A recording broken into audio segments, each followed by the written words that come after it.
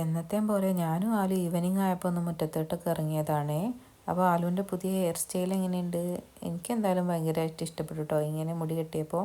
അപ്പോൾ അകത്തുള്ള അച്ചടി കഴിഞ്ഞപ്പോൾ ഇതാ ഞങ്ങൾ രണ്ടുപേരും കൂടെ പുറത്തെത്തിയിട്ട് ഒന്ന് അച്ചടിച്ച് കളിക്കുക കേട്ടോ, ഞാനും ആലും കൂടെ. എന്തായാലും ഇതിൽ കളറ് തീരുന്നത് വരെയുള്ളല്ലോ, അതുവരെ അങ്ങ് അച്ചടിച്ച് കളിച്ച് തന്നെ. അപ്പോൾ അതാ കൂടപ്പരൻ്റെ ഒരു അവസ്ഥ ഇതാണ് കേട്ടോ. റബ്ബറിൻ്റെ ഇല വീണിട്ട് മൊത്തം വൃത്തികേടായി കിടക്കുക കേട്ടോ. ഇനി നടിച്ചൊരു വൃത്തിയാക്കിയാൽ കളിക്കാവുന്നത് തന്നെ ഉള്ളൂ.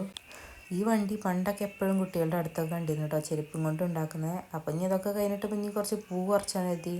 ആലു പണ്ട് ഈ ചെടിമെന്ന് ഇഷ്ടംപോലെ പൂവ് പറിക്കായിരുന്നു കേട്ടോ. അതും ഒരു വെള്ളപ്പൂ ഇഷ്ടംപോലെ ഉണ്ടായിരുന്നു.